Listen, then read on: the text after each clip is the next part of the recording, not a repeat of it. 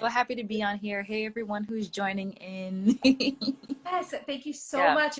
Saying before was Daphne. We had the honor of having you teach a master class for the Healthy Dancer Summer Intensive. Tell us about your journey and what your relationship with dance has actually been over the years. My journey is quite unique because I started dancing when I was 3 years old, and I had no intention of becoming a dancer until I went to college at the age of 18. But my mother was actually my ballet teacher. She was trained in London at the Royal Academy of Dance, and she came over at the age of 18 to study ballet. Long story short, she ended up training at Dance Theater of Harlem for a little bit before moving away into doing other things. So when I was born, of course, I fell right into the dance world. Um, I did varsity tennis. I was the cheerleading captain. I did the debate team. I played the violin for 7 years. I also went to Robert Wood Johnson Mini Medical School. I was very much into becoming a doctor. Yeah. Even to this day, I go into a hospital, there's something about it that gets me a little excited, almost equivalent to how I feel on stage. So anyway, I thought I was going to get into NYU because then I would be able to study dance and medicine at the same time. I got rejected. I ended up getting into Ailey Fordham BFA program, which is a tough program because you got to get into Fordham University and you got to get into Alvin Ailey separately. Otherwise, you cannot major in dance. Um, by the time I finished my sophomore year, I got asked to apprentice with Ailey too, the junior company of Alvin Ailey, American Dance Theater. And next thing you know, I finished my finals and I was touring. I remember being in Italy for my 21st birthday, which was like ridiculous. um, After that, I freelanced for a little bit. I got a chance to do a gig with Beyonce. I got a chance to work with Oakland Ballet. And I also got asked to join Collage Dance Collective, which at the time was founding a new company in Memphis, Tennessee. My parents were also getting sick at the time, so I needed to leave Collage to come back to home, aka New York City. My mother passed away January of last year. And next thing you know, I'm with Dance Theater of Harlem a little bit prior to that. So it's weird because I also was a student in the DTH school. I was around when Arthur Mitchell was around, and it's just so full circle how like things have kind of come back. But my relationship to dance now is much deeper. I just completed my master's in dance at the Hollins University, and that program just forces you to get rid of everything you knew about dance and kind of see dance in a whole different way. And it's really opened up and broadened my perspective on dance in general, spirituality, Afrofuturism, all of these different things that I've come to add to my tool belt. So this is where I am now with dance. I'm seeing things very differently, and I'm also one of those dancers that I feel like I can go anywhere. I want to do Broadway. I want to do this kind of work. I want to choreograph. I'm a jigsaw puzzle. And that's where I am right now. So although I'm with Dance Theater Harlem and we're getting ready to start our season, my brain is always, doing international engagements, working on the next best thing, working with choreographers, friends, projects. Yeah. Wow. Well, the first thing I want to say is very interesting and cool that you had this like normal, I don't really know enough to call it or not, but high Yeah. school experience. You didn't necessarily know you wanted to pursue dance until 18. Yeah, my mother never forced me. You would think, okay, as the teacher's daughter, she didn't want that backlash. She didn't know, I'm not gonna have her turn around at 18 years old and say that you forced me into this. It was right after my Juilliard audition. It was right after that audition when I made it to the last six. That's when I realized maybe I do have an ounce of talent. Maybe I'll try it out. If I don't like dance, I'll switch into biology. I'll switch into something else. But that's when I realized, oh, wait, this is a whole new world because I've never been to a performing arts setting before. I've just done the local dance studio, Valley Tap Jazz competitions here and there. So this really pushed it. And I guess part of it was fear. I didn't think I can make it. My mother struggled a little bit with dance, even though she, quote unquote, whatever making it is. But I also had a complex issue about the arts here in this country, how athletes are making so much more, and you have dancers that are just as powerful as athletes but have the complexities of being an artist, and we don't get rewarded the same specifically in this country. And I had an issue with that, especially being first generation American. So of course that route was to go into something that gave you some sort of stability like medicine, where things are constantly happening. But that was a little bit of that. But now I realize, you know what? I've had instances where people say, you know, I had an audience member said he was on the verge of committing suicide until he saw performances. So that's when I realized the power of the performing arts, and that changed. That also kind of changed the game, and just going international, being able to tour at such a young age, I was just able to see how people were able to connect to this art. This was way bigger than what I was thinking. Yeah, and it sounds like from the very beginning you always had such you called yourself a puzzle or a jigsaw Yeah. puzzle. And one thing I'm constantly talking about with the dancers I work with is the importance of building this multifaceted approach to your dancing. And I think a lot of dancers, younger dancers, struggle with this, right? Because they they Yeah. want it from a young age. They think they want this track and it's the only thing that's important to them, and they forget about all the other experiences to pick up. But sounds like those experiences are what really have brought you to where you are now, which is to have so much depth in your performance and in your artistry. Yeah, I think a little bit of that was school too, because you're surrounded by, you know, dance majors and non-dance majors. So you're seeing what other people are doing in the space. One thing about Fordham was that, you know, they said Fordham is your school, but New York is your campus. You know, go out there Mm. and see shows, making sure you're learning how to do stagehands, making sure you're learning how to do company management, getting other side certifications and degrees. Like I'm certified in alkaline vegan nutrition. As well, already completing my Pilates certification. Like there's other things to do. um Now I will say that you don't want to go that far extreme to the point where you're not even focused on your dance, but I think, you know, from that period of being 18 to where I am now, I had plenty of time to perform, be on different stages, hear what audience members are doing, being able to go to museums, take in everything of the world in order to spit that out back on stage. And now I'm at a process where I can kind of dibble and dabble. Um, but yeah, I think we tend to get confused. We tend to just think it's one track. And yes, you want to be focused, and that's not a bad thing. But there's also something to be said as we continue to remember, like, wait, there's rest of life. There's other life things happening. And I think that got amplified also when my mother passed. I'm a caregiver for my father. So I'm in a completely different space than most women my age, taking care of, you know, my father, which is not an easy thing to do, and being able to tour and so. Wow. Well, I honestly give you a lot of credit because that is not easy to carry No. on your plate. Many different aspects of your life going on at the same time. That's not easy. But it sounds like you for forever have just taken challenges and run with them and use them as just opportunities. I mean, that's all you can do. I mean, I want to be able to look back and be like, oh, okay, like I tried this and I tried that. And if I fail, so what? Like the word to me, no, means next opportunity. So I'm always like, I'm not afraid to fail, because I think it's worse when you don't go for it and then you look back and like, oh, I could have done this. Like, you know, that's how I feel with Broadway. It's like, wait, I want to try it and see. And if I fail, then at least I said I can try. So Yes. I love that, by the way, defining no as, okay, well, what's next? yeah, Next next opportunity. opportunity. Love that.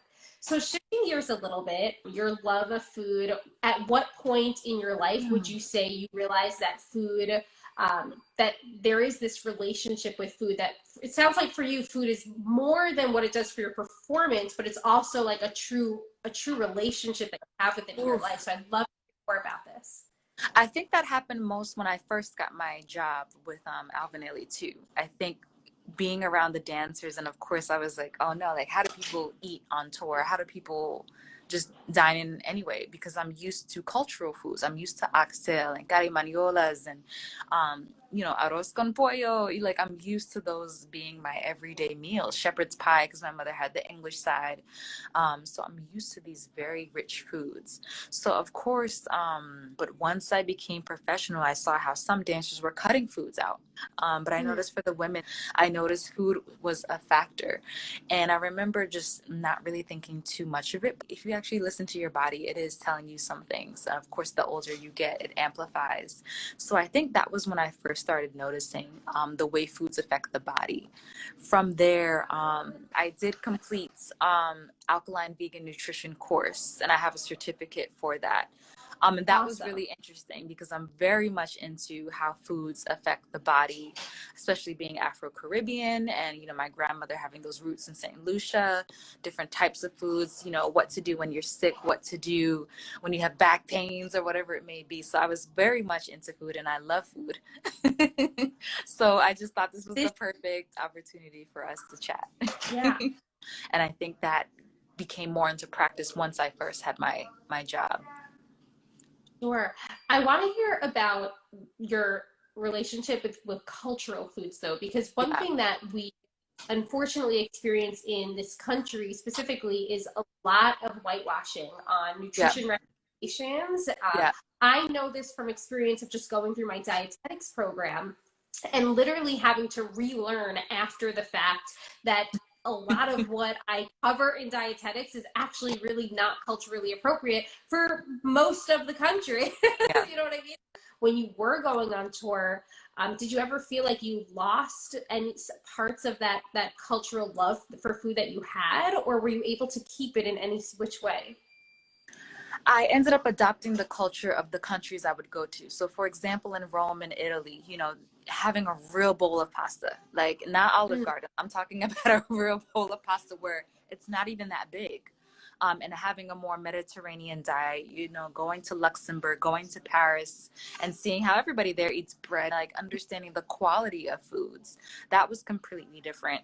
Eating meat in another country is very different than eating meat in America. I didn't so much lose that culture, but I just embraced the cultures at hand. But I also learned to celebrate that culture and not lose it based on what I was doing. So I do know, wait, the oxtail for me is very cultural. At my mother's funeral, that's what we dined on because that was our treat meal. The plantains, the rice and peas, like, a typical Caribbean diet, flying fish of Barbados. Like, these are things that are also ingrained in me that I refuse to uh, give up in a sense because that does attach me to home. That's part of cultural identity. But at the same time, I cannot eat oxtail every single day. I cannot have rice and beans every single day. It's just not going to be, possible with me. It's going to just make me keel over and sleep. So those are the things I'm starting to now notice more because I'm very big into maintaining of culture and identity, even with ballet. Like, I'm one of those dancers that, I'm learning the aesthetic. I'm not going to whitewash and brainwash myself as an artist. I'm still very true to my roots. So I think that's all part of the identity and how food, it's something I'm going to hold on to and continue to pass down while still embracing other cultures and things. It is so comforting to hear you say this because I do know that a lot of dancers struggle when they eventually go Yeah. abroad, experiencing new foods for a new time, and especially if they're struggling with disordered eating.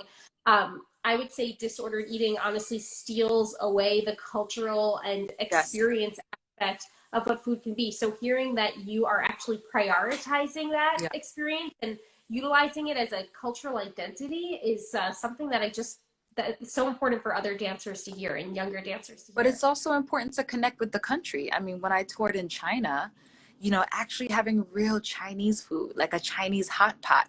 Yes, there were some things in there I didn't even know what I was eating. Like, there were some things I was just like, oh my God, what is this? And like seeing different stuff. But again, it became like you were immersed with the culture. I mean, that's how you connect with the people. And it's like, wait, this is their cultural food. And like I said, I'm a foodie. I'm willing to try things internationally. I notice my body's okay. So again, it's about finding that balance and understanding the effects of what's going to happen. I know if I go to a Caribbean party and have, if I was to have jerk chicken or something, I know the next day in class, I'm going to be a little bit more brain foggy. I'm going to be not as on point. But again, like celebratory situations where it's Thanksgiving, like my culture doesn't really do the whole turkey thing. My parents put a spin on it.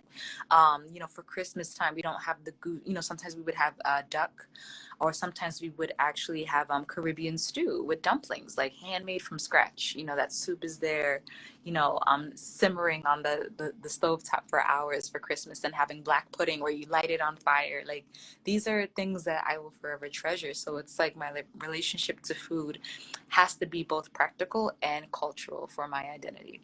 Yeah, and other one thing I want to point out here for the dancers listening, hearing you talk Yeah. about Honestly, it's a breath of fresh air because so often for dancers, we do talk a lot about the idea of performance nutrition, which is Yeah. so important, and breaking down food, calories for energy, protein, Yeah. carbs, fat. Protein. But I have to say, Daphne, listening to you talk about food, it's taking the emphasis away from that a bit and actually just talking about food. In our country, diet culture has a very prominent outlook on, talking about like high protein, low fat, high fat, whatever They it might be. categorize it. Yeah. You know what I mean? I think we Hmm. forget about food as being food instead of just viewing food as like solely as, yeah, hearing you just talk about food being food, and enjoying it for the experience is like everything. Yeah, I think it's a magic, it's an art. It's I'm there watching Chopped and I'm just like, oh, I Yes. can't wait to get on that show because I want to see what I would do, like it gets so creative. But at the same time there's a lot of biology that goes into food. So yeah. Absolutely. Finding that balance. So I want to ask you a little bit about, pressures that dancers feel in regards Mhm. to body image and body aesthetics. Have you ever experienced that? Especially as a Black dancer, have you ever really experienced these pressures? I will say no. I have not. The only pressures that have come have been from me. I sometimes I would be like, oh, but I gotta look like Alicia Graff or I gotta look like Sylvie Guillem. That was my own pressure. I was never told to lose weight. I was never told to gain weight. I was never told to change my body. And that I'm actually shocked about because I thought, oh, I'm gonna have to change. But I look back at I was watching a video of me and I'm like, wait, but I look fit, like that is my body type. I do remember, let me think back. There was a moment where I was in a summer intensive and a teacher was like, oh, you gained weight from last year. But I was also a teen. A lot is happening with teen women. But no, I never got told anything about weight. I also know that I have long legs and a little tiny torso, so I know how my weight sits on my body. I'm very bottom heavy. I'm pear shaped, and that's something I've been able to embrace. So I think part of it is just knowing what my body looks like, and also knowing, hey, like we just got through a whole pandemic. Um, we're not dancing as heavy. We will be starting that, soon, but like just those recognizing those changes and how, your body is always in constant flux, especially as a woman. You have your cycle, you have water weight, you have water retention, and it's like you have to be kind to it. You have to be like psychologically kind to it to understand how it works, and then from there you kind of work on what you're interested in. But I remember my what's her name, she's my anatomy teacher, Rebecca Dietzel. She said, if you want to lose weight, cut off your leg. What I remember, we were all angry when she said that. Like, really? Like, we're all like, these young adults in college trying to think that we need to be this big. And she's like, no, you guys all look fine. And now when I think about it and I'm talking to those same college students, I'm like, wait, you guys are all fine. Like, this is not the Yeah. age of Twiggy back in the 1960s. I mean, look at the ballerinas from the 30s, 40s, and 50s. Nobody wanted to be skinny. It meant you were poor. It meant you had no food. Like it's just interesting. But yeah, is the shaming still real? Is the, firing dancers because, oh, your weight criteria, that's all still there. But again, it's about knowing what your body can handle, and being really cautious about how food plays a part, in that it can't just be pushed to the side anymore. Yeah, absolutely. Well, first of all, thank goodness for Rebecca, your teacher, right? She, Yeah, she said, cut girl, off your leg. And I'm like, oh, yeah, the truth yeah, is, methods for losing weight are so unsustainable, especially for a yeah, growing dancer, yeah, especially for a very active dancer. yeah, And I love how you mentioned just coming to terms with what your body is, and yeah. that's who you are, and you got to run with it, and that's what the tool you're working with. That's what makes our art and honestly our world cool. Yeah, that's one thing I noticed. What works for some may not work for the other. That's also my body. It's just, that's how it was designed, like that's my own personal little DNA. It's just being responsive to what I need. And I just love how the body just lets you know. You're feeling like this, you need, like it lets you know, but you have to be educated on what that actually means. It takes time to really Take learn time. that body needs. And that's another thing I find that I've learned from these chats that I have with dancers is just the more seasoned dancers are the ones that are more confident with the choices they're Yeah. making. And, you know, because you've been there, you've been on stage, you've been off the stage, you've been on the tours, you know what works Yeah. for your body at times. Absolutely. And everything has to be taken, one day at a time. It has to be taken within the period of what you're working in. But now I'm getting ready to go into my season. So now when I'm on tour, there's a reception and I know I'm 6, 7, 8, 9, 10 weeks in and there's a donut. I won't feel so bad about having that donut, but it's Mm, about ways of understanding how that's going to affect me, and knowing that balance. But it took a while. It definitely took a mm, while. And I'm grateful that I got the opportunity to that out, by hearing many dancers as well. absolutely. And let's talk about COVID a little bit. COVID Yeah. obviously presented challenges for dancers, but did you feel that any opportunities, positive or negative, came out of the pandemic for you? Yeah, I think that was the busiest time I've ever been in my life. Uh-huh. I think, Dance Theater of Harlem was on a flight back from Detroit. And, we had nothing for about 2 weeks. And literally right after that, I got a call from people saying, hey, can you teach Zoom classes? And I'm just like, oh, sure. Like that was one thing. And then, doing online performances via Instagram Live, like collaborations, like just the creativity that came out was incredible. It also gave me time to complete my master's because everything was shut down. I was able to work on my thesis in my living room and kind of go from there. So it became a really busy time, but I also took time to travel. I traveled a lot during the pandemic, which was, on the contrary, like safely, of course. But Right. yeah, I did a lot of traveling. And because everywhere was isolated, it just gave me a moment to stay grounded. And that's actually my word for this year, is groundedness, like how to actually just pace yourself in a way. But yeah, I think that was the most beautiful experience. And just seeing how Dance Theater of Harlem as an organization kept us going, salary wise, dance wise, like they did everything they could, sending us Marley floors. I mean, it was really such a beautiful moment. So I think for me, I'm one of those people that goes with the flow. I don't freak out. I don't, I kind of just like, all right, opportunities will come. Opportunities will come. Things will happen. Who's doing what? It's just being alert and aware of what's happening in the world and just knowing that there's this level of abundance that's going to flow.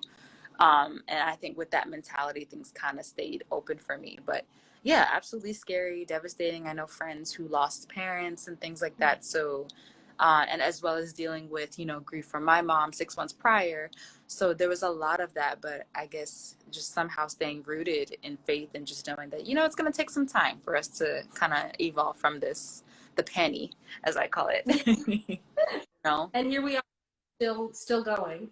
Still going. Yeah, still pushing forward. Hmm. Yeah, so Daphne, my final question for you, I ask this for all the dancers on here, but how would you define what it means to be the healthy dancer? Oh, healthy dancer. Yes. I would define that as being so well balanced, mentally, physically, spiritually, taking time for the self, indulging in luxury, indulging in travel, indulging in taking time to write, indulging in taking, your headphones and just listening to your music. I think it's a balance of so many things. Being able to indulge in that dessert, but then also, have your chia seed pudding. It's that is the healthy dancer. The healthy dancer is someone who knows themselves so well, despite what other people may say, and just know how they're able to balance things out. And I think looking at themselves as a circle and just seeing, okay, how much can they divide themselves like a pie chart, and how that pie chart is constantly moving. The same way the sun and the earth continues to rotate no matter what, I think the healthy dancer is and embodies that, identity, that they're always moving forward, no matter if it feels like a step back. That's a healthy mindset to me. Yes. Oh, you brought in such good insight. Always, I love the idea of always stepping forward, even when you have regressions, right? Utilizing no as a way to say, okay, well, then what is next? Not falling into what a quote unquote could be failure, which it's not. It's another, it's No. just another. step of what could be done and what, what other opportunities present itself, even when tough things happen. Like you explained, losing your mom just 6 months prior to this Yeah. huge pandemic that, slapped us all in the face Yeah. and still going. So, wow, thank Yeah, you I mean, you have so to much. have that balance, the food, the spirituality, the having a therapist. It's all of those things to keep you together. Otherwise, you do tend to spiral out of control, because there's something missing. Like every aspect of the body has to be nourished.